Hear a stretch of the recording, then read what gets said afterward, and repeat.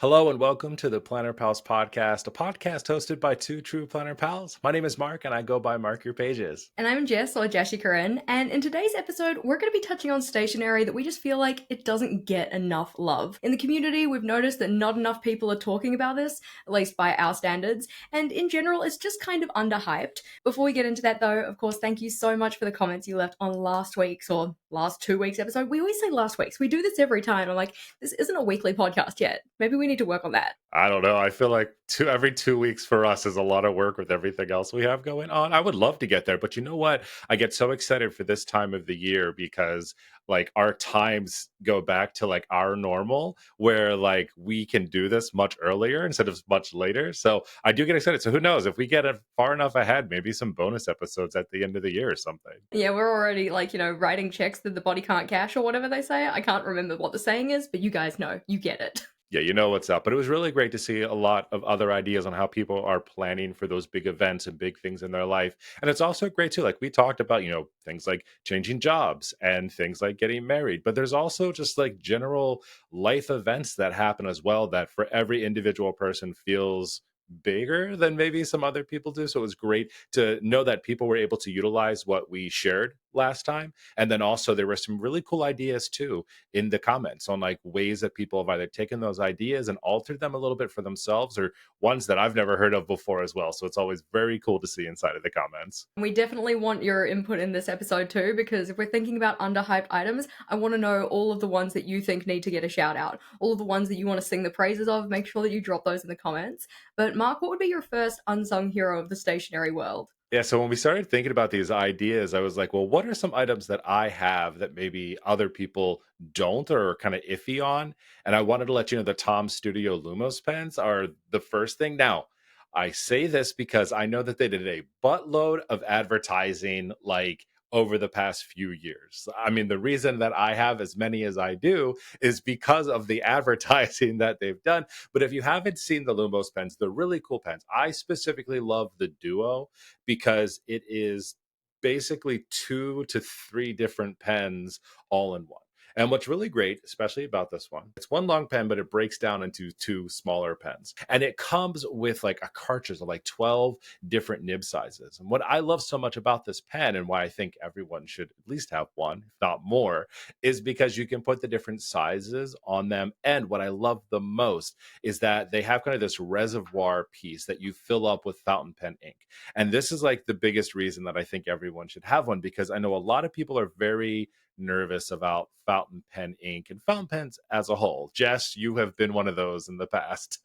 Yep, very guilty of that. So with this, what's really cool is you can just take the pen and reservoir and you can dip it into any ink that you want. So you can literally have a pen or a brush pen, a thick, a thin, whatever you want with any type of ink. Now, it doesn't work well with shimmer inks or anything like that because it has to still suck it up into the tip, but it is a very easy access into fountain pen ink and fountain pens ish because it's not like our normal fountain pen we're filling up and we've talked about before. What I also love is that there's really like a pen for anyone. So while yes, I'm a big fan of the Duo, you can buy like little mini ones that they have. Like they just came out with this little, I call it the Cricket because it's like very small. You can actually put it on a lanyard if you want to, but it's like a field pen essentially. It's very small. You kind of put it where you want. And then like they also have like other ones that look totally different that just have like a single type of nib on them. And like there's a lot of different things. I mean, it's Tom Studio as a whole, but the Lumos specifically because I always keep them right here by my desk. And what I've done essentially is I fit them with like the most commonly used sizes. So I have like a very, very thin line that I just keep in black. And then I have like a really thick, like a 1.0 millimeter on the other side. So it's like very thin or very small. And they last a really long time. I actually do not know the last time I filled this with ink. So it really does hold on to a lot of it. You're not doing it as often as you might do with a regular fountain pen. And for that, I absolutely love it. And I think that more people should have them. And also Tom and like what he does with his studio and his people are just awesome just as a brand as well. Yeah, I think that the kind of sustainability aspect of a pen like that is also just really cool because if we think about it in terms of like your regular run of the mill fine liner or whatnot, especially if you're a heavy handed individual like me and all of your nice, beautifully like rounded tips end up very like flat top, munted, and then have to hold the pen at a very specific angle to get the kind of line you're looking for. It's nice that the Lumos and like the range has those kind of replaceable nibs. Can you buy just the nib pack by itself? Yeah, you can. So you can buy just the nib pack by itself. You can buy reservoirs. So like something else you can do is if you want to change the color of your pen, but it's still not ready to be emptied, they do also sell little canisters that you can put those in to like airtight save them and put it in a new color. So really you really can do whatever you want. And to your point, Jess, one of the reasons I do like it too is because I have the same thing. When you have those fine liners with like the what is it, like point one or like point twos or whatever, and you like press a little too hard, when that little well, the little felt piece goes inside of the metal nib, I just die inside. So that's never happened with these pens for me, even though I'm using them. But if for whatever reason it did, you absolutely can buy just the refills of it. And they sell them in also just like different sizes too. So you don't have to buy like this big like carton of nibs every time. You can say, oh, I really like to use this size. And they'll sell like three of them inside of a little pack. No, that's really cool. I know that Erin of Erin Smith, she did a challenge where she had kind of 1 month where she was trying to do all of her pen writing with just this one pen. And she's not like me. She's out there like changing her ink colors, using blues and also black, but purples and greens and yada yada. And I'm like, that would be quite a struggle for me if I was changing that many types of ink. But then, as you said, having those different cartridges and being able to just swap them out and such, so you can use the same pen body but with different colors is pretty cool. Obviously, you have to get the ink to come like through the tip or whatnot, but if you're going for, the one pen to rule them all, it's a pretty good fit. It is, and honestly, you don't have to change it out that much. I really thought upfront I was gonna be changing colors all the time, but I think when you go through the process once or twice, you're like, it's not that it's difficult, it's just cumbersome because you get ink on your fingers a little bit because you're dealing with ink and moving things in the tips and the reservoirs and all of that. And honestly, I really did think that the reservoirs are gonna run out of ink a lot faster than they have been. Like, I have one of my pens that I haven't changed in a year. I've had it for probably over a year, and I've only ever put ink in it once. And that's wild to me because it's like, whoa, this thing is really lasting and it's doing really fantastic. And I just find myself grabbing them whenever I need something real quick. So I keep them here on my desk. So as much as you've seen about Tom Studio, I'm sure in advertising, I think they're just an underrated, the Lumos specifically and the Duo, because it can do so much for you and also it can be a fantastic gateway into fountain pen inks, but still keeping it in that fine liner space for yourself. How about you, Jess? What's one of your faves? So most of my kind of like, underhyped stationery items and whatnot come from the fact that past Jess was a hater. I mean, current Jess is also kind of a hater sometimes, but in terms of these items in particular, it's because Jess was a hater. She was sitting there like, really? Do we need this? Is this necessary? Is this just consumerism talking? But she's come around on it. And the first one definitely would have to be dot markers. I was sitting there thinking, like, I can draw a circle. Like, if it's that small, it doesn't matter if it's a little bit kind of skew with cattywampus. I can draw a circle. I don't need to have a special pen that's just for making dots. I was wrong. I use them so often. Once I got the first set, I'm like, nope, we need the entire collection. I want them in every single colorway, and I'm going to use them all the time. And I definitely do. If you don't know what a dot marker is, it's essentially, funnily enough, a marker, but the top is like a rounded kind of dome shape.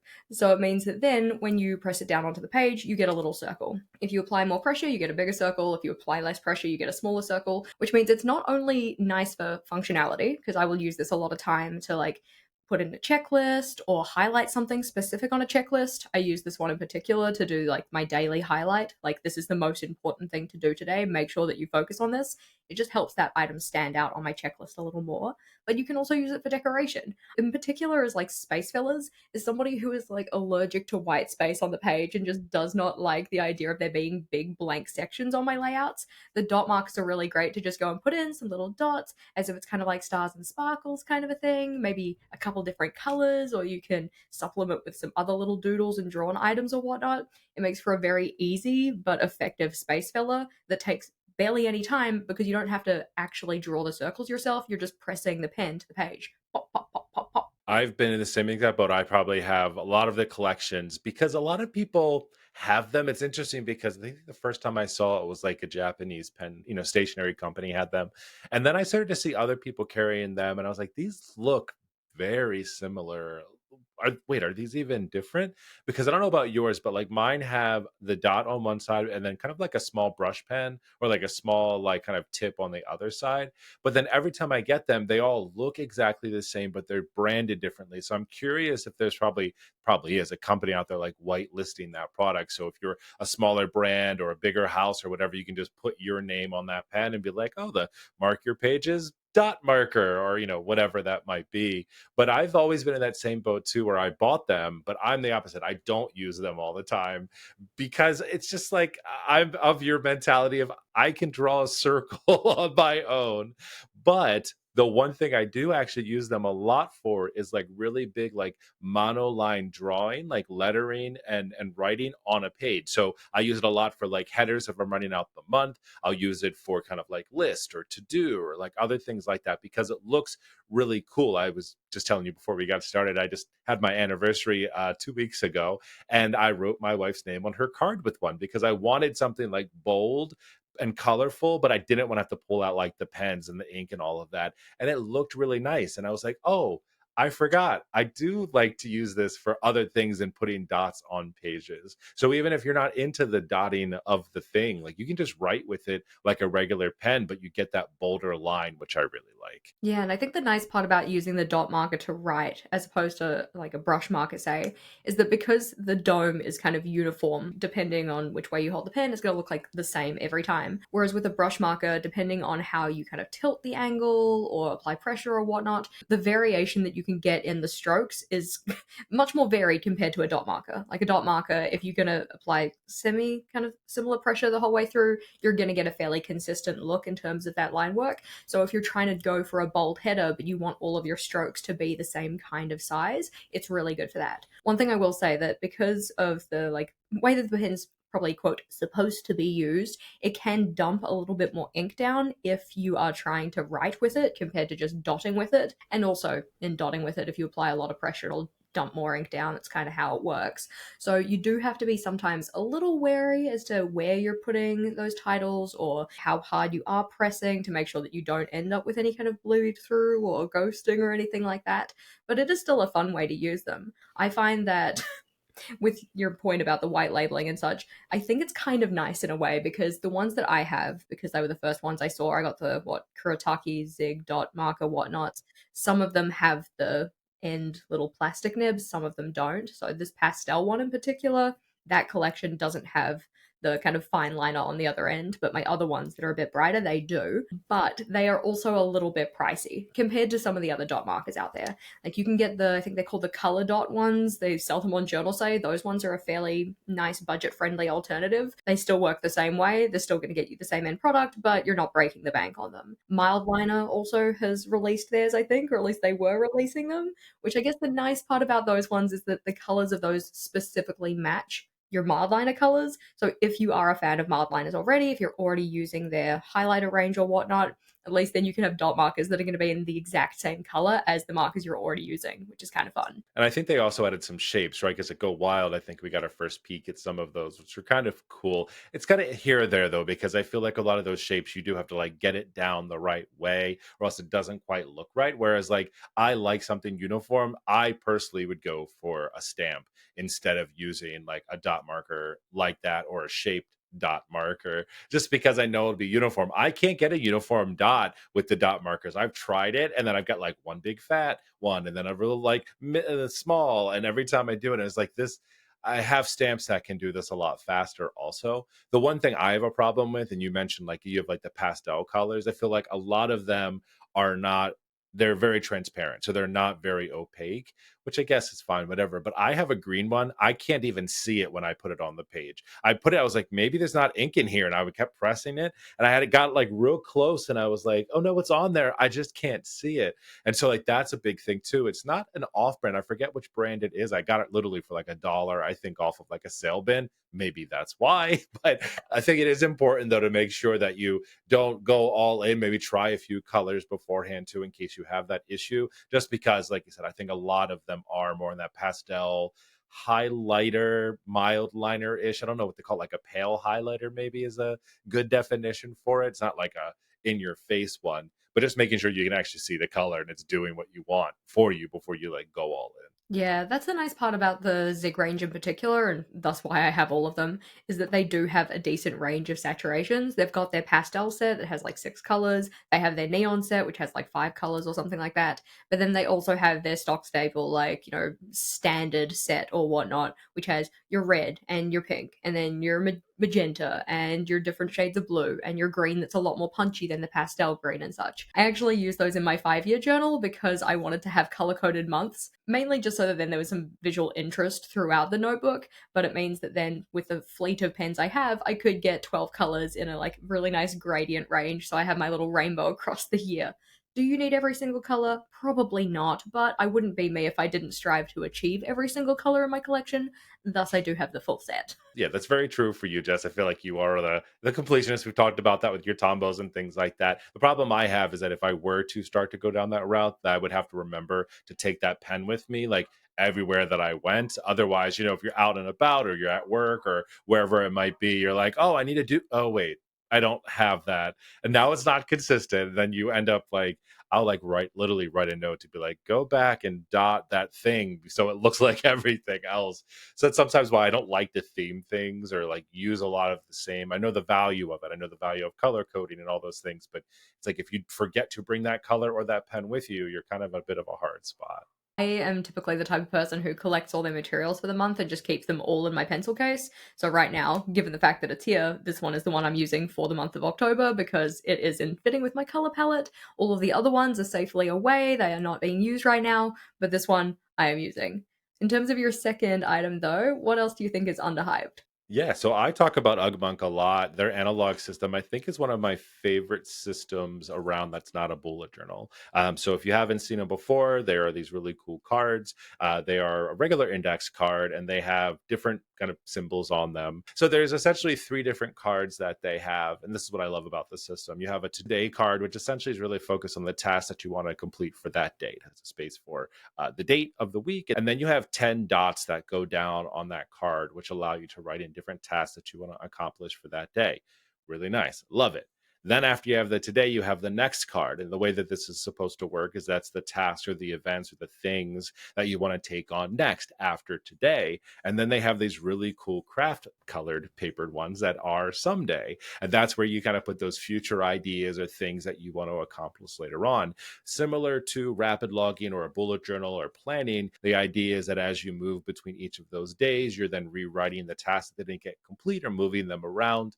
And I really like the idea. What I don't love necessarily is that I'm so used to bullet journaling and planning that there isn't technically a future log or a place for notes necessarily. The thing is that they've also come out with like an extension of their analog system where they have like bigger size cards and things like that. They have gridded cards if you don't want the lines. You have blank, you have dot. Like they've really kind of gone above and beyond. Now, the reason that I think that they're underrated and a lot of people maybe don't have it is one, you may not be aware of them. They're a small stationery shop actually in Pennsylvania in the US. But what I love about them is their craftsmanship also. So Jeff, who owns the company, is big into like product design and craftsmanship. And so when you get the analog system, you have a few different ways that you can go about it. They have like solid wood pieces that hold your card upright, and then you store all of them in the back and archive them, which is really nice. And then they also have like these other versions. I have this really long one I'm not going to pick up because it'll drop all my cards, but this is like long stand essentially that you can mix and match. And so you can put the analog cards on your task in one spot, and then if you have notes for something else in the other. It's just really nice. And I think that it's definitely one of those things where you're like, I'm not into notebooks or I'm not into planning, but I still like to keep a list. This system that he's created, Analog is the name of it. I think it's pitch perfect amazing. Yeah, I think that having that kind of what I'm going to call a heads up display, even though that's not really what it is, but having it right there in front of your face is a probably good system for actually remembering what your top priorities for the day are. As somebody who typically, when they write a task list for a day, it's a lot longer than 10 things, I would be going through many, many cards every day. So I don't know if it's necessarily for me, but I do love the style of it. I love the kind of minimalist aesthetic of it as well. It's very kind of like well crafted and feels very intentional, like in terms of the design that they've done for it and such. And I think that it is definitely like, fits a certain type of person or whatnot. If you're out here writing a laundry list of tasks, then maybe not. Or if you wanted to use it in conjunction with your laundry list, maybe that like you pick out your top 10 and you write those on the list for the day so that you make sure that you make time for them. Having a top 10 for a day, though, that feels like a lot.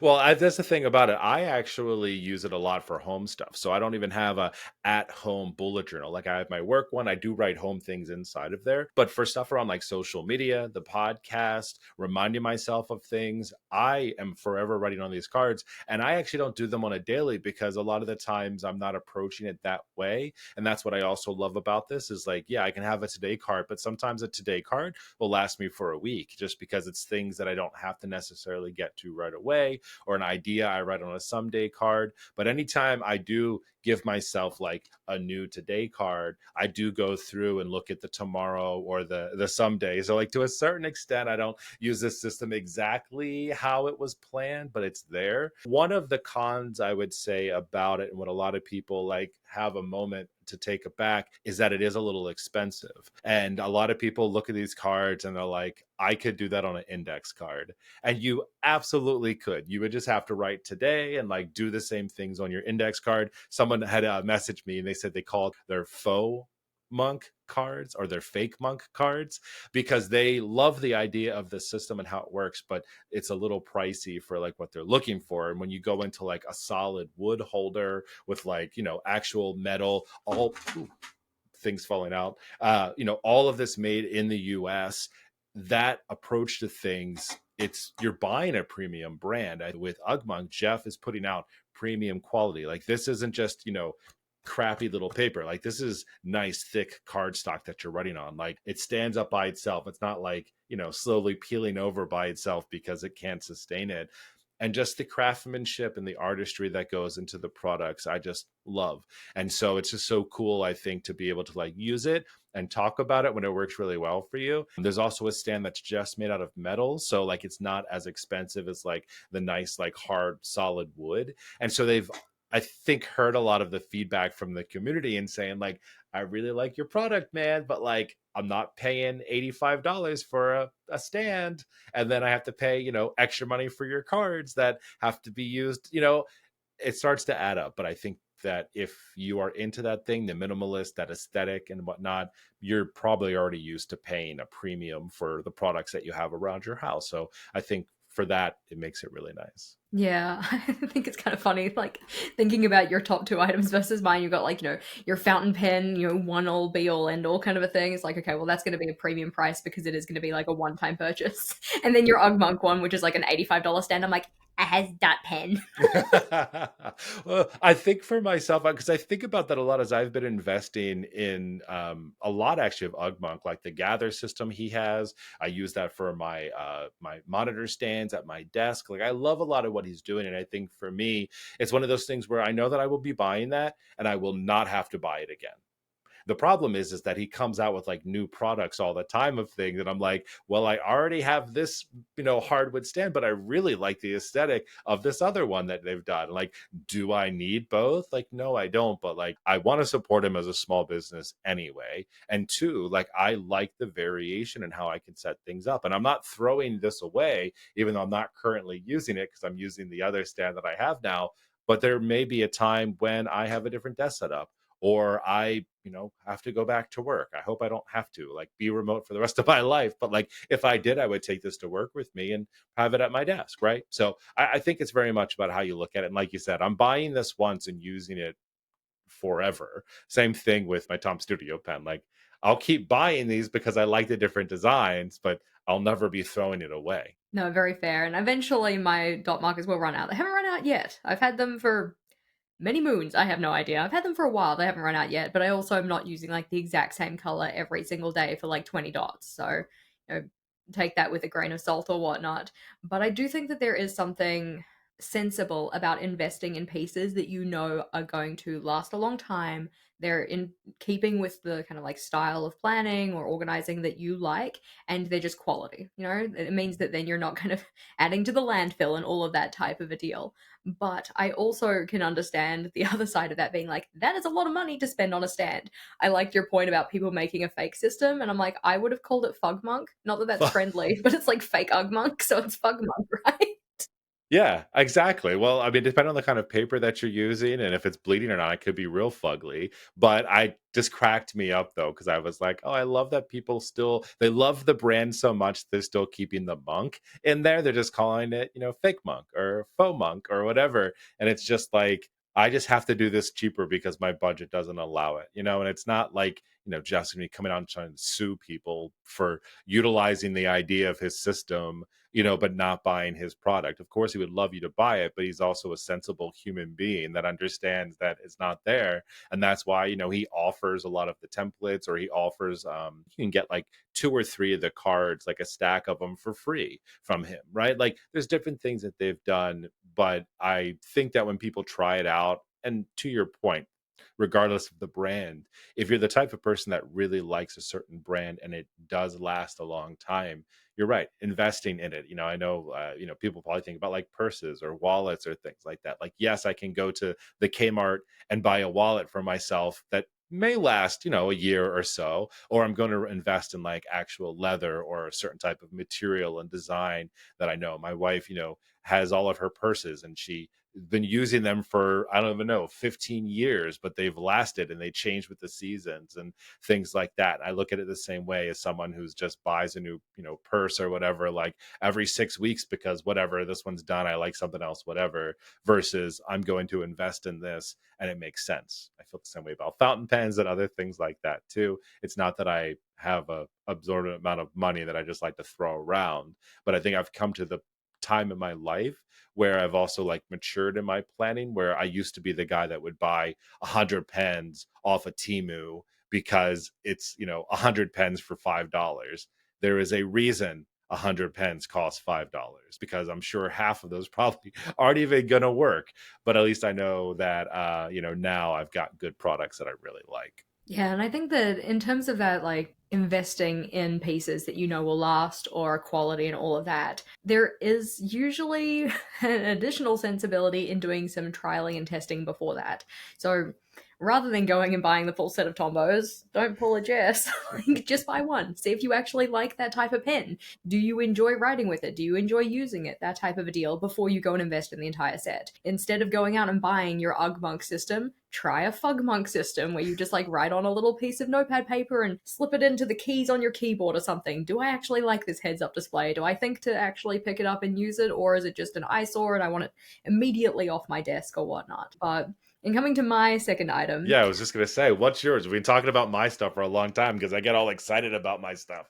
yeah, this is another one that was again just born out of just being a hater because for the longest time, watching the plan with me's online, seeing the people decorate their planners and all of that, they're getting out their sticker packs and they're planning out where they're going to put things, and then they get their sticker tweezers out. I'm like, do you not have fingers? Can you not just peel it off yourself? What are you doing? Because again, Jess was a hater. She didn't understand. These sticker tweezers are the only thing that I kept from my sponsor table and my first go wild because I love them so much. I know, I agree with you. I have mine from Archer and Olive because I was the same kind of hater. Like sticker tweezers are probably the most underrated tool I feel like in any planner arsenal. Yeah, they're actually great because in terms of, peeling off a sticker, putting it onto your planner or whatnot, if you don't care that much about the placement, yeah, your fingers are fine, it doesn't really matter. But if you're a persnickety biscuit like I am, and you get really particular about like the exact alignment or how close it is to other elements on the page or the orientation or like whatever, these are great because they get your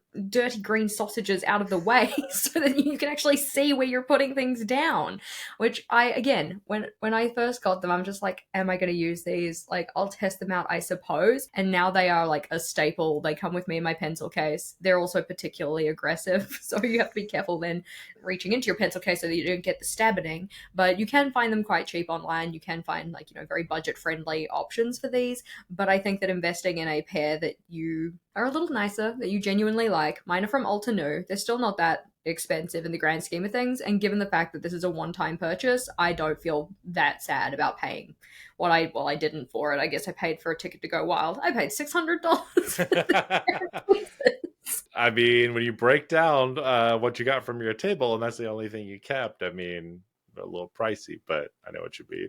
I mean, that's fine because I have used them pretty much on like at least a weekly basis for the last 2.5 years, and that is fine. This is actually just, again, Jess was a hater. She didn't think she was going to use them. She's like, fine, like it's probably good to have one of these in my collection, I suppose. And now it's a staple item for me. And it's literally just for being able to get the orientation, get things placed in a way that doesn't require me to like put it down tentatively and then check and then peel it up because it's awful and then rip your page and then ruin your sticker and yada yada. So it's probably saved me in terms of like notebook pages and stickers as well. And I think that that makes it even more valuable. Oh, 100%. I mean, you were talking about like the sharpness of it. Like, I will search my whole life for this little tiny cover that's on the top of mine because if I don't have it, I have grabbed it before it just right through your fingertips. For me, I also like it is if you like to use little stickers. So, like, I have a lot of like little icon stickers that I like to use sometimes. And like my big fingertips, the sometimes the stickers are smaller than my fingertip. And it's like, well, if I can't hold it,